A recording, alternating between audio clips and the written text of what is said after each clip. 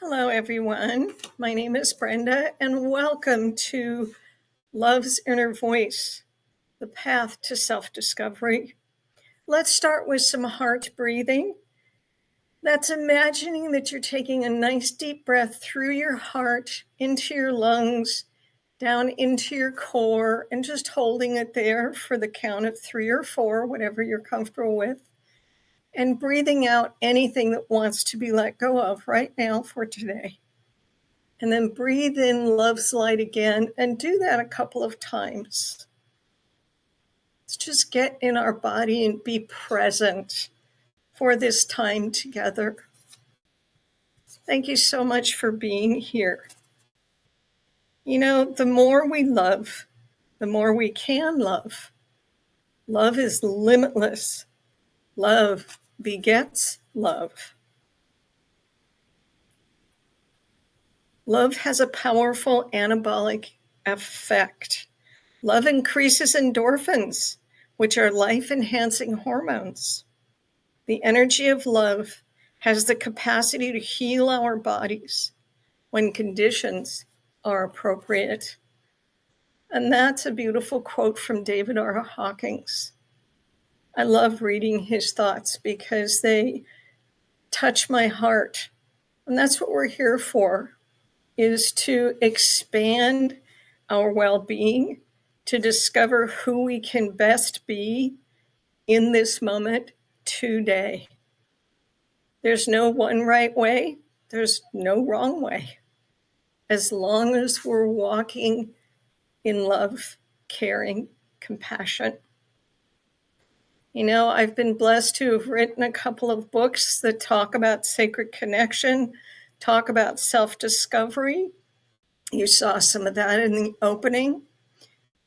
And I have someone here with me today who would like to talk about that kind of self-discovery with animal love, via animal love. Annie Bourke is from Brisbane. She's an international best-known author, an animal communicator, animal medium. She has conversations with animals as well as people, and she helps people communicate with their animals and support their animals in a way that they never could, so that the animals can support them. And she wants people to understand that animals have souls just like we do. And you know, I happen to believe that all of nature has some kind of soul energy, because we're all of energy. And isn't that a blessing? Annie loves making a difference for animals and their deep relationship with the humans. She offers a communication mentorship program, which you'll hear more about later on. And she has a podcast about what animals tell her, and a YouTube channel, which you'll also hear more about. And she presents free masterclasses for animals and their parents every month. We're also going to talk about those of us that don't have animals in our life. I have an animal in my life intermittently because I do a lot of dog sitting, but I don't have an animal in my home per se. I do talk to all the animals that I see when I walk. If I hear a dog barking, I say good morning or good afternoon, depending on what time of day it is. Thank you for saying hello. And usually they'll stop barking, which I find phenomenal. So Annie is joining us today and going to let us know how animals impact our health and healing. And she'll also share the importance of animals in our life. So welcome, Annie. Thank you for being here. Thank you, Brenda. And that was lovely listening to your story about talking to the dogs, because animals do understand everything that we say.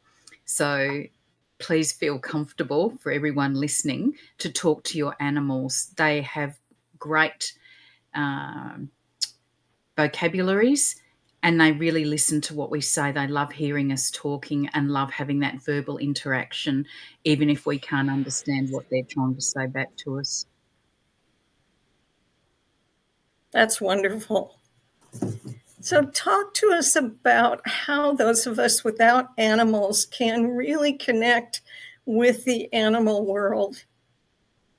Okay, so one of the important benefits of spending time around an animal on a spiritual level is that they can help evolve our hearts, which was one of the important things about our spiritual journey. And they help us to experience unconditional love. So, for people who don't have an animal living with them at home, I would recommend that they spend time with friends and families' animals. They can also go and volunteer at animal shelters. I go and spend a lot of time at zoos because I talk to the animals there, because they don't have a lot of people going and talking to them telepathically, and it's just lovely to have conversations with them and pass on any messages to their keepers. So there are a number of ways that people can interact with an animal. Just being in their presence, just the energy that they're radiating can make a difference to people. And I know there's been a lot of research done about horses, and the energy fields that radiate from their hearts are massive. And that's why some people have horse healing sessions, because you can just be in the presence of the horses. They're very intuitive, and just being in that energetic field of theirs can make a difference to our energetic field. Oh, that's beautiful, Annie. Talk about love energy versus sitting in negativity energy. I think animals are very pure, and they're invested in us. They want the best for us, and to them, we're their world. So they will do everything they can to support us on our journey. And they don't care what we look like, whether we're having a bad hair day, our choice of clothes, our choice of friends. They're non-judgmental. They just want to be with us. They want to love us. They want to support us. And it's something that they gift us. We don't have to ask them for it. It's just something that they just naturally give. And we benefit from having that love. So particularly for people who live on their own, it means that they've got company, companionship. There's a purpose to life. You know, you've got to get up and walk the dog. You've got to get up and feed the animals. For people who do have dogs, it means they need to take them for a walk, and then they can interact with other people, and it's helping them avoid that isolation and loneliness. And research has been done to show that that helps reduce our risk of depression and anxiety.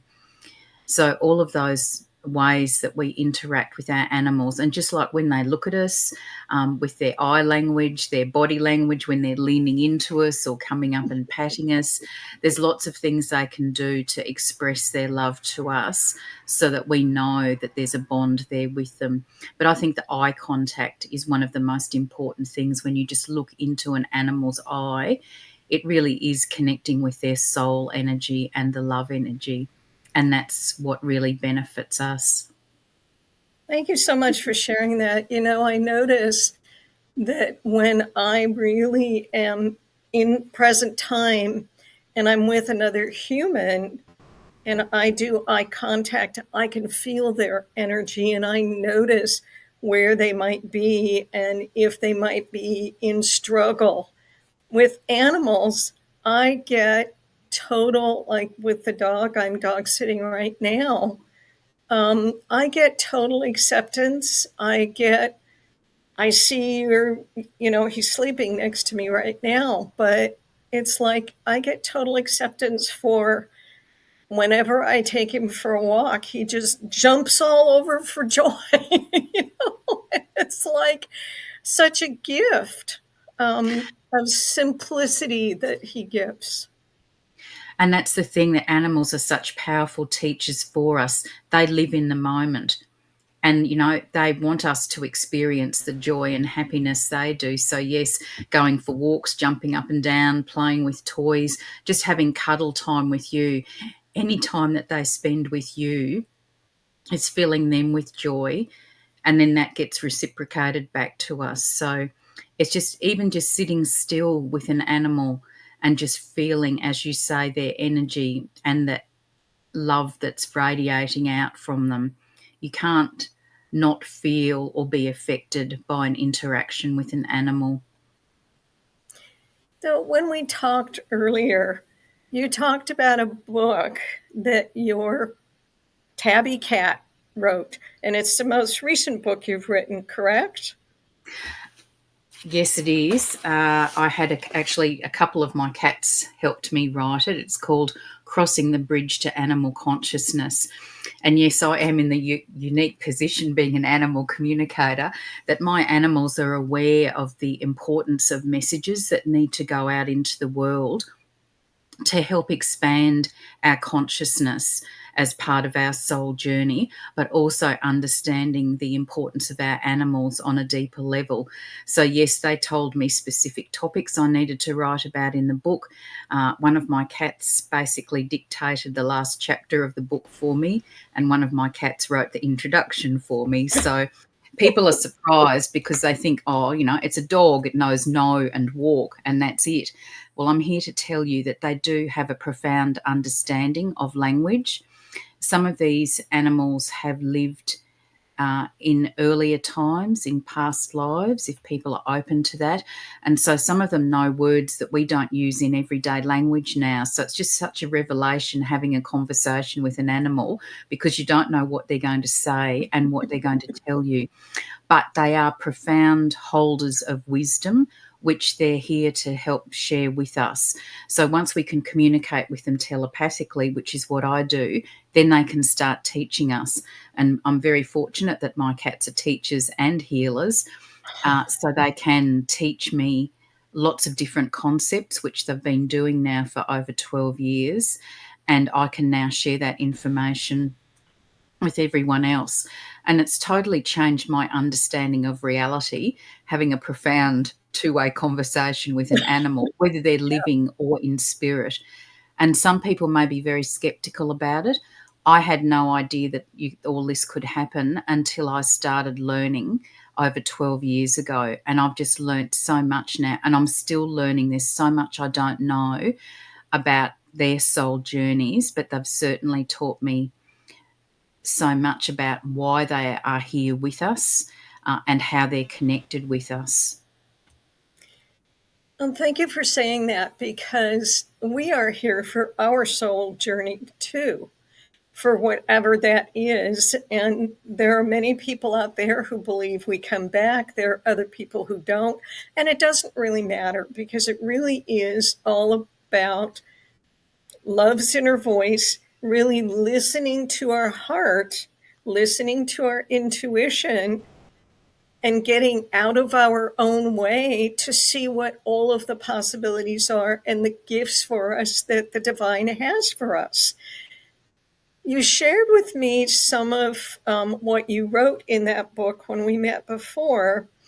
And I was wondering if the animals have given you an idea of what they would like to have you share on this show today, a short snippet. Okay, thank you. I think what I'd like to do is just read a little passage that ties in with what you said at the start about being connected with the energies, and that is one of the key messages that the animals did want to say. And so this is what my boy cat wanted me to write. Another key learning that animals want you to recognise is your connection with Source or God, or however you label that presence, nature, and each other. Everything living consists of energy and vibrational frequency, and everything living is connected. There is a living consciousness of interconnectedness, even though you don't understand that you can consciously connect. So many people don't understand yet that you can communicate with animals and have profound conversations that change your lives. So that's just one of the messages from the animals. And I think that's what you said at the start. There's consciousness in plants. We can talk to plants. Some people think you're weird if you talk to plants, but it's all about vibration. And every word we say has a frequency, and animals are very sensitive to frequencies, so they understand what we're actually saying. So if we use high frequency words like love and gratitude, they understand that. They know we love them, but when we say it verbally, hearing the vibration of those words is very empowering for them. So I always encourage people to talk to their animals every day. They love knowing what's going on. I've had one of my cats say to me, I just want to be involved. Like, they want to know what you're doing, and they understand what you're telling them. And when they know that they understand, that empowers them even more. So they just love knowing what's happening in our world and being part of it. And the same thing with the vibrational frequency of names. So what you name your animal can have an effect on them. So if you've got a really lovely name, that's great. But if you've got a name that can be interpreted as something negative, hearing that vibrational frequency can affect them as well.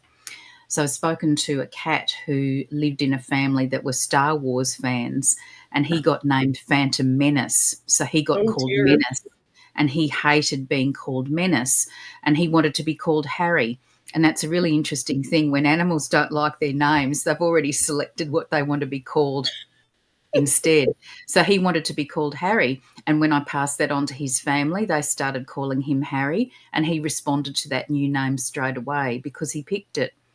So it's really interesting to understand and think about what you're saying in front of your animals. So even though you might not be saying anything negative to them, if you're talking about something negative, they will be hearing that.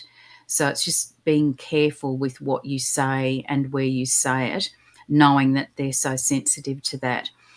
And because they're sensitive to frequencies, they're also sensitive to our frequencies. So when we're healthy, we vibrate at a certain level. Once we start to get ill, that vibrational frequency level drops. And often our animals know before we do that we're starting to get ill. And they will instinctively want to spend more time with us, whether they're lying on us or near us to help with healing. But they're very well aware of that. They're also aware of our moods. I call them mobile mood barometers, because they can just tell if we're upset about something or sad or angry. They can feel that change in our frequency. And so they can deliberately go and do something really funny just to make us laugh, because they know that that will change how we're feeling. So they're actually very beneficial for our psychological and mental well-being. And there's research to show that, like, they can help reduce our stress hormone, cortisol. They can increase the production of our happy hormone, serotonin. And so they can reduce our tension. They can boost our immune system. There's a lot of health benefits from having an animal. So they can reduce our blood pressure, reduce our heart rate, which then means we've got a lower risk of having a heart attack or a stroke. They can also help with bone healing, which I found fascinating. When I fractured my shoulder, my cat with the loudest purr spontaneously came and spent a lot of time purring over my shoulder. And research has shown that the frequency of cat purring helps with bone recovery. And I actually got a lot of movement back very quickly in my shoulder, which I attribute to her purring and that energy frequency with the healing she was giving me. So behind the scenes, they're having huge physiological effects on our body to help with our health and well-being. And as I said earlier, having an animal means that we're not lonely. We've got companionship. We've got someone to talk to. We need to be mindful, because we need to think about the animal and not just focus on us. So there's lots of different things that they can do. As I said, on a spiritual level, they can help us to evolve our hearts, which is an important part of being here as a soul in a human body, and they help us to master that. And some of our animals are actually here as healers. They come with a purpose, like we do, but they do take on additional roles. So some are healers, some are teachers, some are guardians, and they're very protective of us. So the healers will spend time specifically with us to help heal us.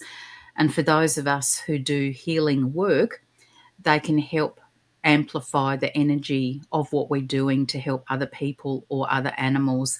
They're deliberately here with us to help us with that energetic work. And so that's really powerful. We also have the gift of animals who are trained as assistance animals or therapy animals, and they can make a huge difference to someone's life. So whether they're trained to detect if someone's got high blood sugar or low blood sugar or high blood pressure, getting high cortisol levels, particularly if they've had post-traumatic stress syndrome, they're so tuned in with their sense of scent that they can pick up minor changes in our physiological function and warn us that something's going to happen. So they support our health and well-being that way as well. That's, amazing. And I've experienced a lot of that. And when you talked about the trees and when I talked about the trees and nature, I'm a hugger. And during COVID, there wasn't anybody to hug, and I live alone anyway. I'm really good at hugging myself. But when I would go on walks, I would say hello to trees and I'd give them big hugs. And I would get an energetic hug back. And I still thank them when I pass them, for touch them and say thank you for giving me your energetic hug. And I say thank you to the dog that I'm with currently all the time. I'm constantly saying, especially when we're out walking, and I'll go, Toby, I need you to slow down, please, because he likes to pull on my arm because I'm not a jogger. And he'll slow down and I'll say, thank you so much. And sometimes he gets ornery and he just wants to keep going. And, I do the best that I can to support him in that as well. And, we're learning, we've known each other for years.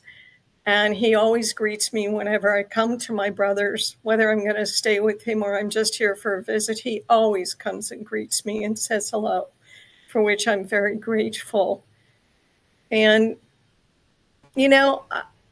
energetically, I know that he is aware of things going on in my life.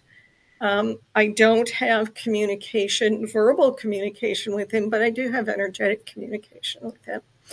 And, as long as I'm open and we are open to the gifts that are being presented to us as we walk this life day to day, we don't know what miracles we're going to experience, just like the miracles that you have. And I know about the horse therapy for ADHD, for emotional trauma and stuff like that. It's just amazing what happens with these beautiful horses that are put together with these beautiful people who are dealing with some kind of trauma, some kind of physical disability, some kind of mental miscommunication or whatever. It's such a gift to see and hear stories about that kind of thing. So thank you for sharing that. Anything else that you would like to bring up? Yes, thank you. You just raised some really interesting points there, and one of them is about touch, and that's a very important part of human existence. And as you said, during lockdowns, people weren't able to experience the physical touch, and that's why animals can really help, because we can touch them, we've got that interaction with them. And also when you're walking with them and you can talk verbally to them, because they'll understand what you're saying, when they are doing something that you don't want them to do, if you just say stop that, they will hear you, but because they have free will, they determine whether they want to listen to what you're saying or not. But if you explain why you don't want them doing something, then they've got more evidence to base their decision making on. So I had to speak to a cat who was climbing up her mum's curtains and was driving mum mad because she didn't want her curtains being wrecked. And mum's saying, stop doing that, stop it, stop it. And the cat's listening, but totally ignoring her and still running up and down the curtains. And so when Mum explained why she didn't want her running up and down the curtains, the cat listened and the cat stopped. So it really can make a difference when you explain why you don't want them doing something and how you say it. But yes, the healing benefits we get from the animals are just so profound. They can also help us with grief. So particularly when we lose an animal, that's just heartbreaking, no matter how long we've had them for. And sometimes our animals can actually help orchestrate for another animal to come to us.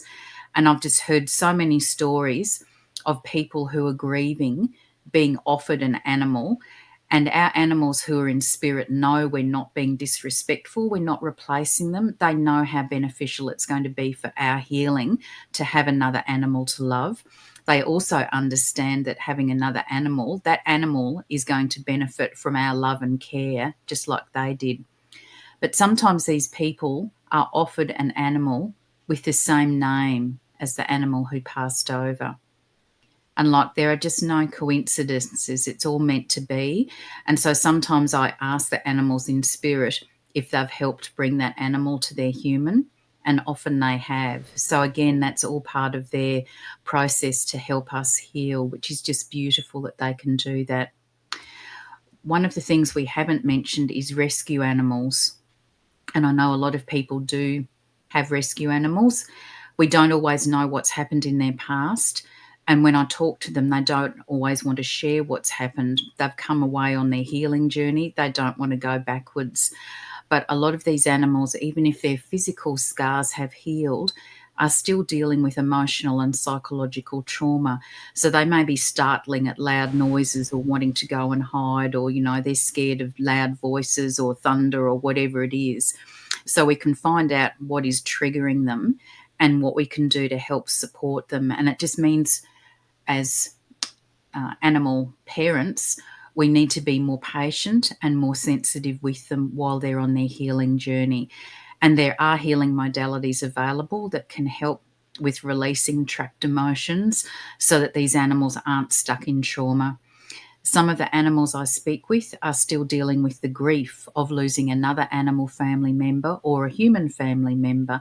So again, we can do things to help them. They know that we're grieving, and so they'll be wanting to support us, but equally they're grieving, so they're going to need some support too. So it's just being more conscious about the fact that our animals do have souls and they do experience emotions, and that we need to think about their well-being on those mental, emotional levels as well as the physical level as part of the healing process. Thank you for saying that. And that supports us with humans as well. Because if we can learn from our animals how to show up for them, they're teaching us how to show up for others. One of the things you mentioned early on was words and how words have different energy. In any of your books, do you have a list of good words to use and words that are not recommended? Look, I think what I normally say, and I've said this in the books and I say it in my master classes that I offer too, it's using the high frequency words like love and gratitude. We don't know how long our animals are going to stay with us, and we really can't take them for granted. So I just encourage people every day to tell your animal how much you love them and how grateful you are that they're with you. And that's what I get a lot of bereaved animal parents asking me to pass on to their animals. Did they know how much we love them? Do they know how much we'd give to hug them one more time? It's just using that opportunity while we're with us to say those things. They know we love them, but hearing us say it is just so wonderful. But yes, and it's being conscious about nicknames. So if you call them something derogatory, they will know the meaning of that, and hearing it over and over and over can impact them. So it's being really sensitive and thinking, would I like to be called that? And if you wouldn't like to be called that, why are you saying that to your animal? They've got feelings. I had to speak to some crocodiles at a zoo with one of the courses I was doing, and one of the females said, "We've got feelings too. We think we're beautiful." So they've obviously heard someone saying something not very flattering about them when they've walked past, and that's affected them. So it is being more consciously aware of what we say and how we say it that can make a real difference for our animals. Yeah. Thank you. Let's take a pause here. Let's get something to drink. Let's take another breath because there's been a lot of information here, and I know that my voice gets a little hoarse after a while. So, um, taking a breath and, just noticing how your body might be responding to what we're talking about. And is your brain kind of going, this can't be true. This has to be all story. Or is your heart saying, wow, I think I've experienced some of that. That's really cool. I remember we had a cat once. My daughter was in her early 20s, and I knew that the cat was ill. And my daughter just wasn't willing to admit that. And so I asked the cat, I said, please make it very visible for my daughter to know that you're ready to go and that you want some help to go. And she did. I came home one day and half of her skin from her spine down to her gut was gone. Her fur was gone. And all you could see was the bones. And I said, are you ready to go? Would you like some assistance? She said, yes. So we took her to the vet. I called my daughter, and she finally agreed that, it was time for her to go. And I still think of that to this day because I asked her with loving care if she could do something to assist Julie, my daughter, to let her go because she was ready to go. Mm-hmm. And to me, that was really miraculous. The vet had never seen anything like that. She had never seen anything like that. And I just said, thank you.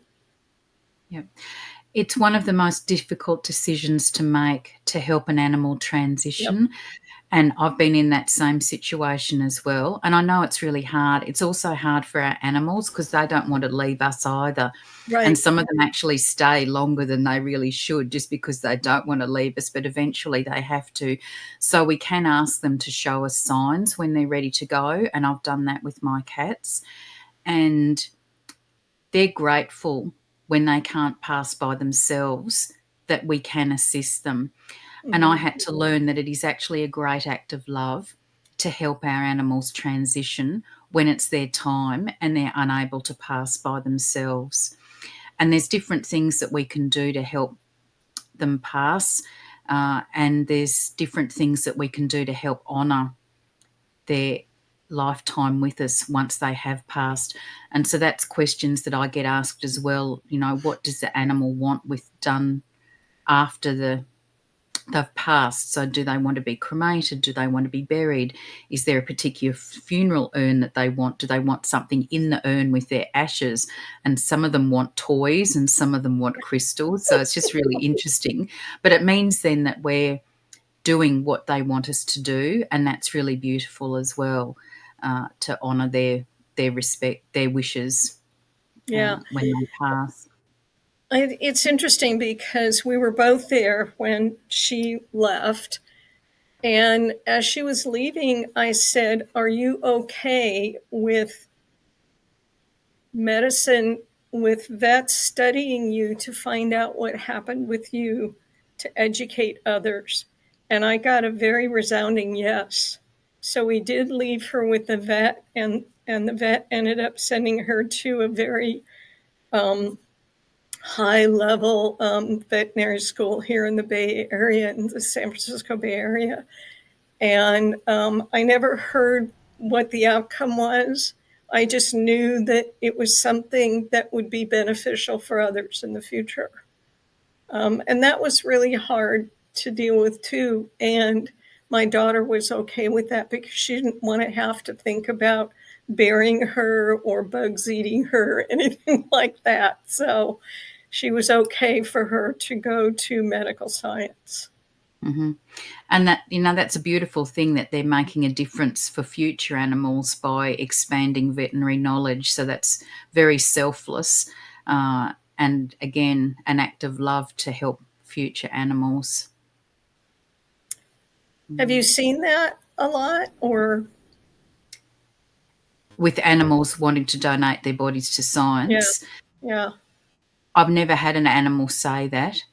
Huh. No, it's more, what they want done, and messages for their humans. A lot of Nice. people do feel guilt and remorse and regret, and about, should they be helping their animal pass? Is it really their time to go? Should they have picked up something earlier, that there was something wrong with their animal? Should they have been able to live a longer, quality life? But when I speak to the animals on the other side, they're not holding any grudges. Some of them Mm-mm. are just so grateful that they got help because it was their time to go. And they know it's hard for us to make that decision. They know we're making decisions based on what we're being told in their best interests. They don't want us feeling guilty about what happened. It's a part of the life cycle. They understand that, they want to stay as long as they can. Just like But we do. yes, but when it's their time to pass, they understand that. But then we have the option that once they've passed over, we can still connect with them, which is what I do with the telepathic communication. So we can still ask questions and get answers to questions, which can give bereaved animal parents so much peace of mind and clarity, particularly if they weren't there when their animal passed or they don't know why they passed. Animals have got good medical knowledge, so they can actually tell me what happened, and that can relieve a lot of people's anxiety as well about the situation. But then they can come back with an energetic visit. And I've had so many people tell me, and you may have experienced this yourself, that they've seen their animal running up and down the corridor. And like, they don't have a physical body anymore. I don't understand how they do it, and they haven't explained it. But people tell me they're so relieved when I tell them that it happens because they think they're going crazy. But they can come back and we can see them or we can hear them. And I know when my girl came back for visits, I could hear her meowing very loudly, so I knew she was there. My boy cat still comes back for visits, and he pats me very gently on the back of my hair because he used to sleep on my pillow and very gently massage my head during the night. So I've had lots of people feeling their animal jump on the bed, walk up to them, snuggle next to them, even come up and pat them on the face. So it's just so reassuring for us to know that their soul has transitioned safely and they can come back. And it's good for our animals because they can connect with us and they can connect with their animal brothers and sisters. So if you've seen an animal just staring at the wall intently and you can't see anything, it's likely that they're sensing that there's an energetic presence there because, again, they're very sensitive to energetic frequencies and they know. But it's lovely for us that they can do that. But I've got one mum whose cat came back and sat in behind her blinds and wobbled them, and it made a terrible noise, gave her an awful fright the first time she did it because there's nothing there. But that's what the cat did when she was alive. So she was letting mum know that she was there for a visit. And I've had another client whose dog came through the doggy door when she came back for a visit and again nearly scared mum to death because she could hear the dog door banging, but there's nothing there to see. So it's just amazing that they're able to come back and give us that comfort.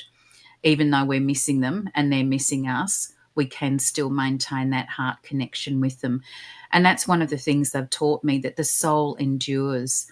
So even though the physical body no longer exists, their soul does. So that connection that we've had with them endures as well, which is just beautiful. Because some people think, once their animal's passed over, they've gone, but they haven't. They're still there in the spiritual realm as a soul, and we can always connect with them.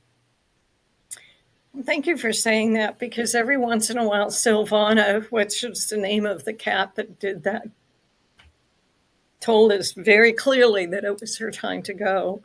I still she still comes every once in a while. I don't see her around, but every once in a while I sense her, or I just get a hello or whatever. And I don't have a cat. My daughter does. My daughter has 2 cats. She lost one about 6 months ago.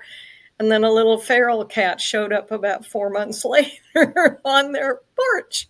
I decided that she wanted to come in and be with this great big male cat that was left over when this other female cat passed. And I just went, well, that's cool. And again, there's no coincidences, it may No. be that cat who's passed over who sent that little one to say, "You need to go to this house and be part of the family," and that does happen. It just sounds bizarre, but it's all meant to be, and that's beautiful. But it's lovely that you're sensing the presence of the one who comes and visits.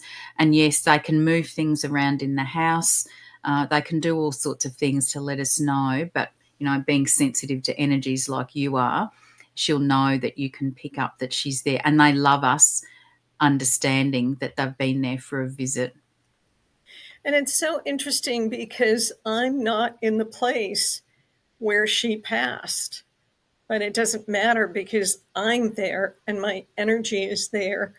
And when I go visit my daughter or my daughter comes to visit, I know that she recognizes my daughter's energy, even though my daughter was 24 and she's now 47. So it was many, many years ago. But time doesn't mean anything in the spiritual Mm. realm. No. And it's, I just think it's amazing that they can just keep coming back and maintaining that connection. So she obviously had a strong connection with you to be coming back and visiting you after all this time as well. And there'll be a reason. You may have had past lives together. We just don't know what the soul connection is. But that's questions that I'm now asking animals as well. What is the soul connection with your human? Can you give details of your past lives with them? Animals can recall their past lives in great detail. So they know whether they were a human or an animal with you in a past life. And can give details about that. And it's just fascinating. I've had a cat who showed me that he was actually a pink and black pig with his human dad in America in the mid 1800s. And the Midwest Americas opened up in the 1800s, and pig farming was one of the agricultural practices. So when I told Dad I'd seen this image from the cat about this black and pink pig, Dad looked at me and he said, "My parents were pig farmers." So it's just uncanny, but these things just happen. It's just so interesting finding out uh, why your animal is with you and why you feel such a strong connection to them. Because I've had people say to me, I've had 10 dogs. Why does my relationship with this dog feel so different? And I've had people describe their animal as their heart dog or their soul dog. So on a subconscious level, they understand the connection, but consciously they don't know why they feel the way that they do. And that's what the animals can explain. And then it all makes sense and we understand why they're with us. They know what our soul purpose is. They know what our soul mission and lessons are. And they know they have a soul purpose and lessons as well. So they can give us information about those to help us on our journey. Oh, that's beautiful. Are there any last words you'd like to share with the audience before we close down? I think it's just understanding that your animal has a soul. They're on earth as a soul in an animal body. We're on earth as a soul in a human body. But they feel emotions. They're here for a purpose and they're with you for a purpose as well. And talking to them every day verbally can really make a difference for your animal. And if you're interested in learning how to communicate with them telepathically, then please connect with me and I'm happy to talk to you about my program. I do offer free masterclasses every month online to help animal parents understand their animals on a deeper level. And I have conversations with animals, and you can also purchase my books. Thank you so much, Annie. And we do have a little segment that you shared with all of your different books and offerings. If we could roll that now, that would be great. And then we'll close the show. Hopefully, we can do that. I'm Annie Bourke, Cosmic Heart Intuitive. I'm the animal-human relation. I'm Annie Bourke, Cosmic Heart Intuitive. I'm the animal-human relationship enricher. I've written 3 books to help people understand their spiritual journey and to enhance awareness about the importance of animals. These are available directly from me in Australia or elsewhere from Amazon. I have telepathic conversations with animals who are living or in spirit. So if you're a pet parent with questions for your animals, I can ask your questions and give you clarity and peace of mind. I also mentor animal parents so that they can learn how to talk with their own animals and benefit from their wisdom. I have free resources available on my website, including these guides. And you're also welcome to join my private Facebook group, subscribe to my YouTube channel, and listen to my podcast to understand more about your animals. Please email me at chintuitive@bigpond.com to find out how you can enrich your relationship with your animal. Thank you. Thank you so much for that. And, for all of you that have animals, talk to your animals every day and notice any change in their response or any change in you and how you see the world and how you show up in the world, because they do impact our lives. And I really appreciate all of you being here. This has been a blessing to have all of you join us today with Annie. Thank you, Annie, for being here. Take another deep breath, a heart breath. Move into just the present time and what all came up for you. You might want to write something after we finish the show, just about what you felt, what you learned, how you might want to get an animal when you don't have one right now. Or you might want to go to a zoo and visit the animals there. Or to a neighbor who has a dog and sit with that dog or that cat. Blessed be to all of you. Take good care. Thank you for joining us. We have a new show after August 29th, 2024 at 4 o'clock Pacific time every Thursday, with a replay on Sundays at 8 o'clock in the morning Pacific time. So please join me. Thank you all for being here.